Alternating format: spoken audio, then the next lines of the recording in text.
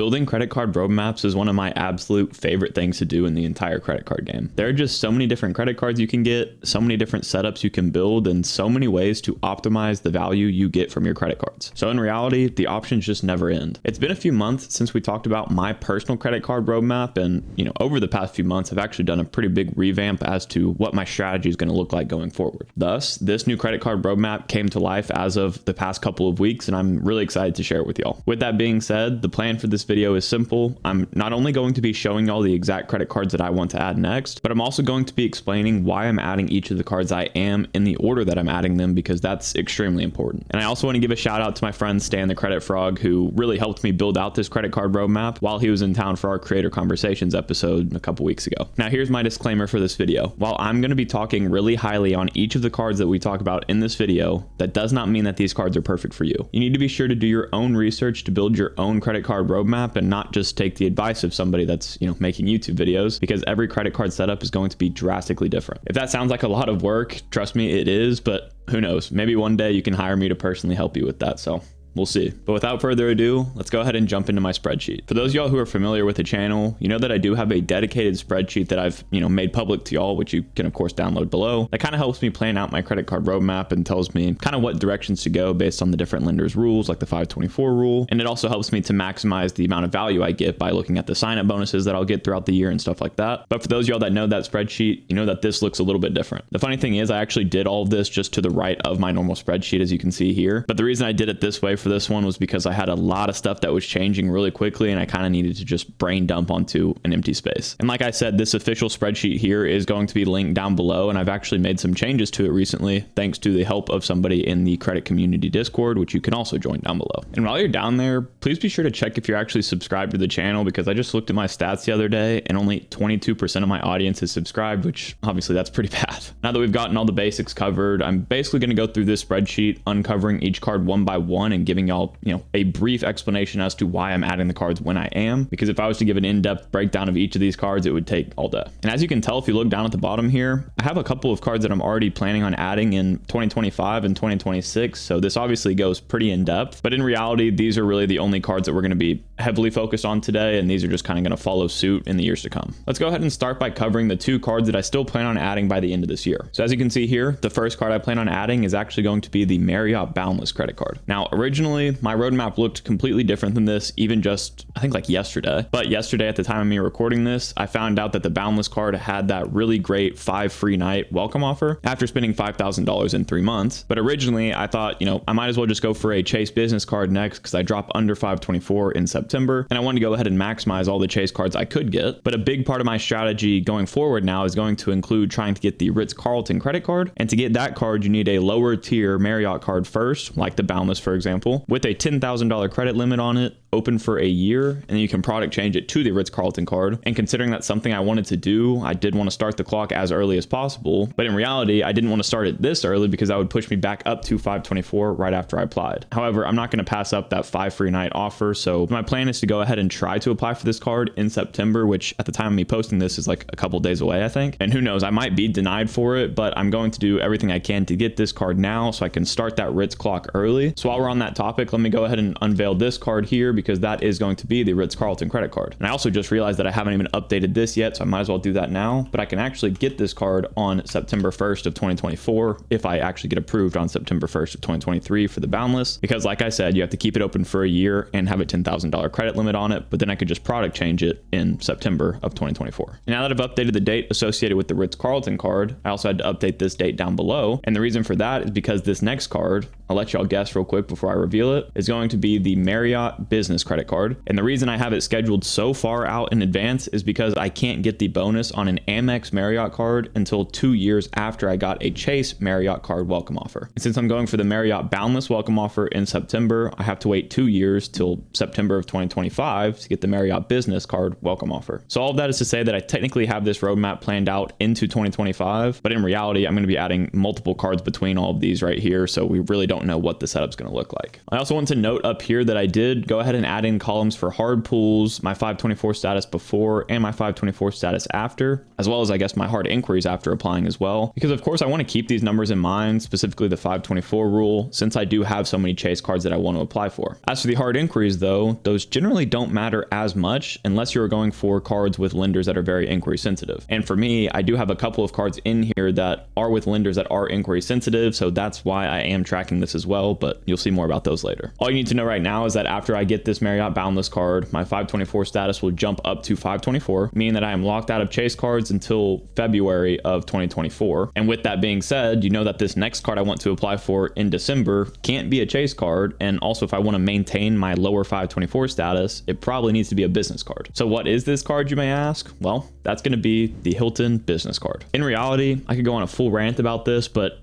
I might not even be able to get the Hilton business card if I'm still stuck in pop-up jail with Amex. These days, Amex is really getting on my bad side, to be honest. I don't know, they're annoying me, and there's nothing that I can really do about it, of course. But I think a lot of us are feeling the same pain with Amex right now. So I put this on here hoping that I won't be stuck in pop-up jail. If that ends up happening, then I'm going to have to audible here a little bit. But really, the reason that I'm getting this card in the first place is honestly just to get a bunch of Hilton points under my belt, because I do plan on traveling a decent bit in 2024. And while I could transfer my Amex points to Hilton at a 1-to-2 rate, I don't want to have to use my Amex points for that, because in reality, I'm not going to get a great redemption rate even by doing that. And since it is an Amex business credit card, it's going to be coming onto my credit report as basically a ghost application, because since I'm an existing Amex customer, I should not get a hard pull for this credit card, and it's not going to be adding to my 524 count, so it's kind of just like a free addition to my setup. Well, I guess not free, because technically that card has a $95 annual fee, similar to the Boundless card, which I didn't mention, but that is something that's going to come into play later. I guess on that note, let me go ahead and pause and just mention that so far I've talked about two cards with a $95 annual fee, a card with a $450 annual fee, and a card with a $125 annual fee. So far, this is not looking good for me going forward, because there's a lot of annual fees I have to keep track of and a lot of credits and benefits to manage with those. But luckily for me, I found one good way that I've been able to manage my credit card setup to ensure I'm getting the most value from my cards possible. And that, of course, is going to be Max Rewards. Max Rewards is an all-in-one credit card management app that keeps track of your total point balances, total card balances, bill due dates, and much more all in one place. So since we're talking about cards here with annual fees on them, one important thing that I use Max Rewards for is to tell me what credits and benefits I have on my cards. It's really nice that I'm able to do that in one dashboard with them. But another really great thing that they do, especially with Amex credit cards, is that if you do pay for their paid tier called Max Rewards Gold, you can actually automatically activate all of your credit card offers. And on top of that, they'll automatically activate your quarterly rotating categories for you on your cards like your Chase Freedom Flex. But as it comes to those little credit card offers, it's been really nice for me, and it's automatically activated a bunch for me that I didn't even know I had on my cards. This app has been something that I've genuinely used since before they were a sponsor of the channel, so I would highly recommend that you give it a shot. And if you do just want to try out the free features, be sure to click the link in my description to go ahead and download the app. And during the sign up process, you can enter the promo code Spencer to give you 1 free month of Max Rewards Gold that you can use down the line. Thank you to Max Rewards for sponsoring this video, but let's get back to the credit card roadmap. Okay, so far we've uncovered 4 cards of this entire setup, and there is what, 1, 2, 3, 4, 6 more to go. But now that we're done with the 2023 cards, we can move on to 2024, specifically starting in March of 2024, because for one, that's 3 months after I would apply for the Hilton business card. But also, like I said earlier, in February, I will drop under 524 one more spot, meaning that I'll be back at 424. But just a quick note here too, I haven't mentioned this yet, but in general, I'm going to be leaving about 3 months between credit card applications, because for me, with those higher spending requirements, particularly on business credit cards, I do typically need the full 3 months to hit the welcome bonus spending requirements. But enough about that. Let's go ahead and get into card number 3 of my new roadmap, and that's going to be the Chase Ink Unlimited. So before I was going to get the Marriott Boundless card, I actually had the Chase Ink Unlimited scheduled for me to get in September of this year. But since it doesn't have an elevated offer on it right now, and the Boundless does, I switched up my entire setup basically to reflect that. But the reason that I want to add this card is, for one, it's not going to add to my 524 account because it is a business credit card. And 2, I've used a ton of my Chase points recently, and I really do need to start stacking those again. So the Chase Ink Unlimited is one way for me to do that with its current 75,000 point welcome offer after spending $6,000 in the first 3 months of having it. You know, maybe at this point of me applying, the 90,000 point offer will be back, but we really just never know. And I do want to note with the Chase Inc. cards, or really any business credit cards here, I could technically start to get 2 of each of these credit cards because I can apply under my social security number as a sole proprietor, but I can also apply under my LLC. So even if I don't get the absolute best bonus on this card right now, I'm going to have another chance in the future. And you can also get multiple welcome bonuses on Chase's cards. So I'm always going to be able to get more points. As for this data over here, you'll see that I will be at 424 before applying and 424 after because it doesn't add to my 524 count. And actually my hard inquiries after applying for this card in the past 12 months will only be 2.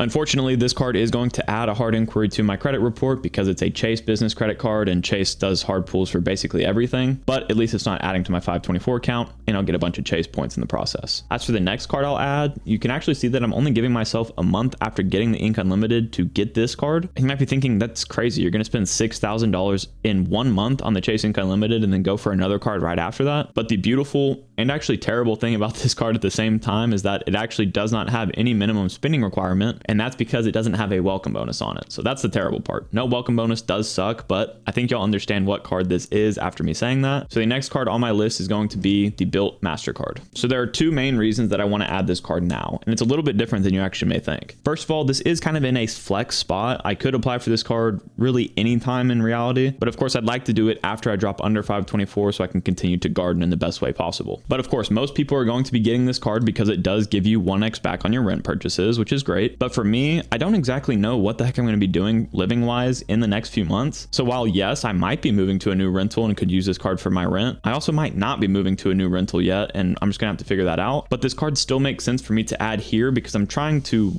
kind of squeeze all of my inquiries within a shorter amount of time, considering I have some more cards later in the list that are inquiry sensitive. And on that topic, Wells Fargo is a bit inquiry sensitive, so I do want to kind of push this up higher on my list while I am lower in this hard inquiries column. But even if I'm not renting at that point, this card is still super solid, and they have a bunch of partnerships with companies that I really like Hyatt, for example. And I want to also just get experience with this card as soon as possible at this point so I can share it with y'all on the channel. So even if I'm not renting and this card adds to my 524 count and it has no welcome bonus, I still think I want to add this sooner rather than later. And if I can do it in a manageable way like I've done here, then it kind of just makes sense. And of course, at that point, I'll be fully prepared for when I do move to a new rental and can already get everything set up right away. So before getting this card, I'd be at 424 because like we just talked about, I got the Chase Ink Unlimited, which does not add to my 524 count. But after adding it, I'm going to get bumped right back up to 524, which kind of sucks. Of course, I will add a hard inquiry to my report because of this application. And who knows, I might get denied for this card because they might be too inquiry sensitive, but I'm okay with going back up to 524 in this scenario because I do drop back under 524 again in May of 2024. I know it's a bunch of cards back to back, adding the 524, then dropping off. It's kind of crazy. Hence why it took me so long to come up with this roadmap in the most optimal way possible. But of course, I think I got it to a place where I'm really comfortable adding the cards that I have on this list. And who knows, this may all change again depending on what cards have elevated sign-up bonuses. So if you see me make another one of these videos in the next couple of months, I mean, don't hate me for it. The next card on my list would be applied for in June of 2024. At least that's what I have scheduled for now, because that's 3 months after getting my Chase Ink Unlimited, which was the last card I had a minimum spending requirement for. And what is that card going to be? It's going to be the World of Hyatt business credit card. Now, y'all may be thinking I'm absolutely crazy for this one because this card really is not very good. But at this point in my credit card roadmap, I'm really just looking to, again, guard my 524 status with a business credit card while also giving me a bunch of points in an ecosystem that I really value. Since I already got the Hilton business credit card up here and I'm under 524 and can apply for a Chase business credit card, the World of Hyatt business card does pretty much fit the bill here. I'm also okay with adding this card right here because I'm not exactly going for globalist status with Hyatt right now. And even if I was, this card actually doesn't give you any qualifying nights just for holding it. So it doesn't really add to my ability to get a ton of status with them unless I was spending a ton of money on this card every year. I think you get 5 qualifying nights every $10,000 you put on this card. So I could do that, but I'm also not going to. This card does have like a $199 annual fee, I think, and there's really no way to recoup that value back. So it's not really a card that I'm going to be keeping for more than a year. And since it's one of those cards that I'm going to apply for, get the welcome bonus on it and cancel afterwards, it kind of just fits to go, in the setup where it is. So again, this card's really just here to help me accumulate Hyatt points in the form of the welcome bonus, which I think gives you 60,000 points for $5,000 worth of spend in 3 months. And also, as you can see here, I'd be at 424 before applying for it and 424 after, because this card is a business credit card and does not add to your 524 count. It will, however, give me another hard inquiry, which does suck, but I think it's still worth it for me to just get some more Hyatt points. Now we get into the really fun part of this where we get to talk about two different options of paths that I might take after this point. And the reason that I have two options is because, for one, it's kind of too far out for me to actually estimate what cards I'm going to want. But there are technically three different types of strategies that I'm trying to implement at the same time in the future here. One of which being the Marriott Boundless into the Ritz card and then the Marriott Business after that. So that whole Marriott strategy. But the second strategy has to do with option one here. And the third strategy has to do with option two. So as for option one, the next card that I would add after getting the World of Hyatt business card would actually be the Southwest Performance Business Credit Card. Now at this point, if you've watched my dream credit card setup video as well as my interview with Stan the Credit Frog, you'll know exactly what I'm doing here. But for those of y'all that don't know, what I'm actually going to be doing is getting the Southwest Companion Pass for 2 years. The way that you really do that in a very brief overview is that you want to earn over 135,000 Southwest miles within a calendar year. And once you hit those miles, you'll get Southwest Companion Pass for the rest of the year that you earn those points in, as well as the following year. So if you time this correctly and apply for both credit cards before the end of a year, if you wait to hit the minimum spending requirement on both of the cards until the next calendar year, you can basically maximize that companion pass for 2 full years if you do it right. So if I was to apply for the business credit card in October, I could wait to hit that spending requirement until January of the following year, but also apply for another Southwest card, which is this card here, the Southwest Priority card, at the very end of next year, so that I do hit the welcome bonus for that one, say in like March of 2025. So what that'll do is give me 9 months of companion pass for the rest of 2025, and then a full year of companion pass in 2026. Now, the reason that you want to add the business version first is because it won't add to your 524 count. And the reason that I'm going for the performance business card is because in general, it has the highest sign-up bonus, if I'm not mistaken. And the bonus on the Southwest Performance business card right now is for 80,000 points. And then for the Southwest Priority, I believe it's 50,000 points, which gets you to 130,000 Southwest miles. And since you need 135, you might be like, you're kind of short. But for one, you get points for actually spending on these cards towards a welcome bonus. But also you get 10,000 companion miles or something like that just for holding a Southwest card. So that automatically drops that requirement down to 125,000 points, meaning that these 2 welcome bonuses would push you over that threshold. I should probably make a full video on this strategy once I do decide to implement it. But option one here is that Southwest Companion Pass route. Although I'm not 100% sure that I'm even going to want to go that route, because obviously if I'm not wanting to fly with a companion for 2 years at this point, then it wouldn't make sense for me to get this pass at that time. So just to break down the other data points over here, before I got the Southwest business card, I'd be at 324 and I'd stay at 324 because it's a business card. My hard inquiries would go up to 4 in 12 months. But then whenever I applied for the priority credit card, the personal version of the Southwest card that I want, I'll be at 324 before, again, because I haven't moved up yet. And then I'd be at 424 after applying for it because it's a personal card. And my inquiries would actually stay the same because I'd have another inquiry fall off of this 12-month clock at that point. So that's option one here. That would give me 2 cards at the end of 2024. But option 2 is only 1 credit card at the end of 2024. And the strategy in play here has to do with these hard inquiries. So what I could do instead of applying for 2 more cards, adding more hard inquiries to my report, is I could just not apply for a card after the World of Hyatt business card until the end of 2024. That way my inquiries drop a little bit lower and I can try to apply for the Citi Premier card. In reality, this card is not a mandatory in my setup yet, but I do have the Citi Custom Cash and have been saving up a bunch of points on that card for the day that I do get the Citi Premier and can then transfer my Citi points out to Citi's travel partners. Now, honestly, I'm pretty worried about applying for this card, and if I haven't got denied for a card in this entire list yet, this would be the one that I'm pretty sure I would, because they are extremely inquiry sensitive, I've heard, and they also just like give a bunch of people a hard time. I know Luke's Points and Miles applied for this card like 3 times or something like that and finally got approved, thank goodness. But it is one that I'm definitely worried about. In reality though, like I said, I would add this card, one for the welcome bonus, which obviously is going to be at least 60,000 points at the time of me recording this. But the main reason is to be able to transfer my Citi points out to their travel partners. Before I got this card, if I went with this option 2, I'd be at 324 because I'd have 6 months between my last credit card application. So my 524 status is going to be dropping a little bit in that time as well. After applying for it, I'd be at 424 because it does add to my 524 count. And my hard inquiries after applying would only be at 3 in the past 12 months, meaning that before I applied for this card, I'd only have 2 hard inquiries in the past 12 months. Now you may be thinking, okay, if inquiries are all that you care about, why would you not go for like the Citi Premier card either next or maybe actually in this spot, since you'd be so low before applying for it? And in reality, I could, but if I did that, I'd only be 3 months after applying for my last credit card. So they'd probably see that new account and get a little bit concerned about it. But since that's a business card, maybe they don't care as much. I don't know. And if I was to add it here, I'd bump myself up to 524 right away, like at the beginning of next year. And then I wouldn't really be able to shift everything downwards because then I'd be stuck at 524 in this slot, meaning that the Chase Ink Unlimited would have to be added probably down here instead of the World of Hyatt Business. But even then, I think I'd still be stuck at 524. So I'd have to wait for the Ink Unlimited until,